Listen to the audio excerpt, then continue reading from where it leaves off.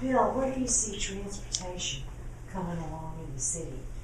Because if we can't get people from point A to point B in a reasonable amount of time, we're not going to get the Super Bowl, we're not going to get the Olympics, we're not going to get these conventions. Yeah, the truth of the matter is a certain amount of congestion just comes with being in a big urban environment. Now, there's no city in the world that doesn't have a lot of congestion. But I think we've got some challenges. I have not been a favor of the rail system because at-grade rail doesn't do anything for congestion. I mean, and what drove me crazy was Metro knew that when they built it, and all the studies showed it. Look, if you take a transportation system and cram it into the same horizontal plane that's already congested, that's not likely to relieve congestion. It's pretty simple, And so if you're going to build those kind of systems, you need to build a grade separated. And if you think about all the iconic rail systems in the world, they're either underground or overground. Nobody builds them, in the middle of the street where you're trying to cars. But here's the real problem is we don't really have the density in Houston to rely on rail. It takes, according to the National Transportation Board, it takes about a population density of about 20,000 people per square mile to support a rail line. We've got 3,000 people per square mile. And so we're going to be driving cars here for the most part and buses. And I think what we've got to do is really concentrate on getting more out of our existing grid system.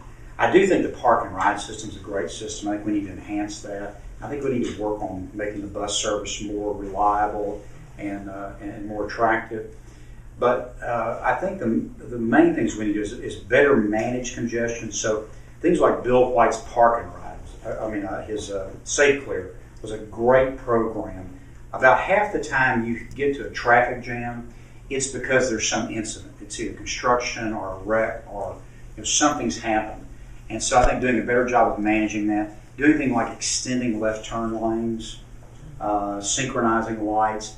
These are things that are affordable. We can do it. HGAC did a study of where accidents occur in the region, and they found there were 80 intersections in the region that had a disproportionate number of traffic accidents that occurred at it. And what the traffic engineers tell us is that that's because there's some design problem with those intersections. And if you went back in and corrected those design problems, you would dramatically reduce the accidents, which of course means you got less injuries and property damage, but also you've got less congestion because you have those intersections working better. So I think those are the kind of things we've got to focus on.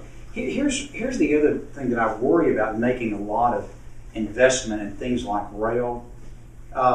We've got this whole new technology of getting transportation on demand. And Uber is the first wave of that, okay? And there's a lot of people that work in that area that think we're going to eventually end up with autonomous cars, and that if people want to own a car, you're going to pick up and hit Uber instead of a person coming up to your house and getting the car. It'll be a robotic car that will come pick you up. Now that sounds like science fiction, but I'm telling you, there are people in that industry that predict that's what will be 20 years from now. And so I worry about making investments that are going to take us 50 years to pay off. I'm afraid they're going to be obsolete. And I think we really need to be on top of these new technology changes. I tell you, there's a Stanford professor if you go Google this, it does a lecture on this, and he predicts that there'll be no internal combustion engines and a third of the cars in America in 20 years because of solar technology and electric propulsion, and also on basically buying transportation on demand as opposed to owning your own car. I don't know if he's right or not, but it's an interesting concept. What about high-speed rail? There's been some talk about high-speed rail connecting in the major cities of Texas. Yeah, I don't know. Southwest works pretty good to me.